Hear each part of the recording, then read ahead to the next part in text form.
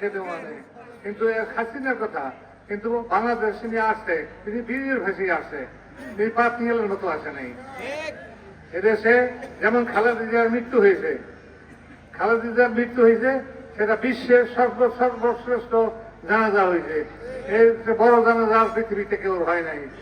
সুতরাং আমরা সেই দলের মানুষ, আমরা মিথ্যা কথা রাস্তায় নেই না, আমরা মিথ্যা কথা বলি না, মিথ্যা কথা বলতে শিখি নাই এবং জানি না। মিথ্যা কথা বলি না একটা কারণে, যে আল্লাহ কোরআনে বলছেন যে মিথ্যা কথা বলা বড় পাপ। সেই পাপটাকে আমরা লালন করি নিজের হৃদয়ে এবং ওদেরকে বলতে চাই, ভয় বলতে কিছু নেই। যদি আমরা বাচ্চা থাকি, এই দল বাচ্চা থাকে, তাহলে আপনারা ইনশাল্লাহ বাচ্চা থাকবেন এই বাংলাদেশে।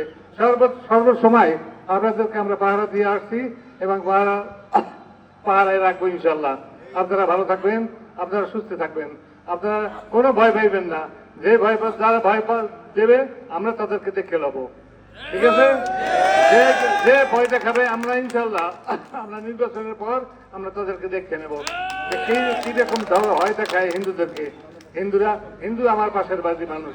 আমার বাড়ি যখন এই চোর ডাকাইদের বেশি উপদ্রব ছিল, তখন আমার বাড়ির বাক্স নিয়ে এসেছিলাম এই হিন্দুদের বাড়িতে, যে ও বাড়িতে চুরি ডাকাতি হইব, লড়াই আমার যখন লড়াই আর কি, তখন নিয়ে তো রাখছি। কিন্তু এই বাড়ি দেওয়া ডাকাতি করছে, সেই আমার বাক্স বক্স ভাঙিয়ে লই গেছে সব। তো আমি আপনাদেরকে বলতে চাই যে বক্তৃতার তো সময় না, আসলে বক্তৃতা দিতে গেলে একটা সুন্দর পরিবেশ লাগে, সুন্দর সময় লাগে। সময় নাই, যেমন কোনটা থেকে কোনটা বলবো দিকে করতে না। সুতরাং একটা কথা বলি আবার, যে আপনারা ভালো থাকবেন, আপনারা সুস্থ থাকবেন, আপনারা শান্তিতে থাকবেন, এই আশাবাদ ব্যক্ত করি আমি আমার সংক্ষিপ্ত বক্তব্য এখানেই শেষ করছি। আল্লাহ হাফেজ। বাংলাদেশ জিন্দাবাদ। বাংলাদেশ জিন্দাবাদ।